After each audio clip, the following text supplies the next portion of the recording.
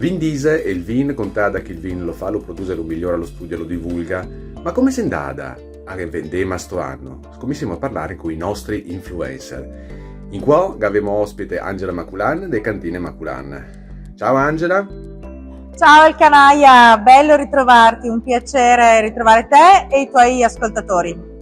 E ora Angela, come sei andata a vendere sto anno? Allora, siamo qui in mezzo a queste vasche di acciaio perché oggi parliamo della vendemmia 2025 che è appena finita circa da una decina di giorni qui a Breganze e l'ultima uva, l'ultimo mosto sta appunto finendo di fermentare. È stata una vendemmia un po' particolare quest'anno, diciamo così, un po' più complicata del solito per le condizioni meteo. È chiaro che chi come noi lavora in agricoltura deve arrendersi a quello che fa il tempo. Mia nonna diceva sempre che il tempo le resta da maridare per far quello che voleva e quindi dobbiamo ovviamente sottostare alle sue regole. È stata un'estate abbastanza strana, con picchi di caldo e poi piogge, caldo e piogge. Questo diciamo ci ha un po' complicato la stagione della coltivazione, la stagione vegetativa.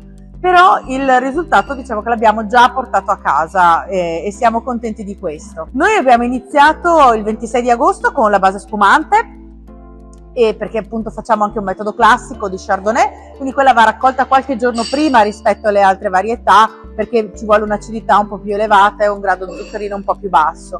E poi verso i primissimi di settembre abbiamo iniziato con i bianchi, quindi il Thai, Sauvignon, Chardonnay, Pino Bianco, Pino Grigio, per poi continuare con le varietà Bacca Rossa e la Vespaiola.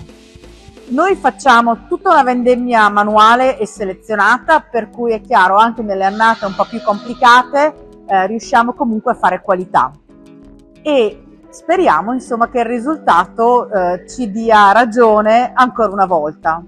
I vini sono appunto ancora in vasca di acciaio che stanno riposando, chi sui propri lieviti, chi invece già filtrati, e fra qualche mese avremo il piacere di assaggiare i risultati. È chiaro che già a fine vendemmia si fanno i primi assaggi qui in cantina, i nostri enologi, cioè mio papà e mia sorella fanno i primi assaggi. E comunque ti dico la verità, nonostante una vendemmia appunto un po' sfidante, diciamo così, siamo molto soddisfatti dei risultati ottenuti, sia per quel che riguarda i bianchi, ma anche per quel che riguarda i rossi. Ringraziamo Angela Maculan dei Cantine Maculan.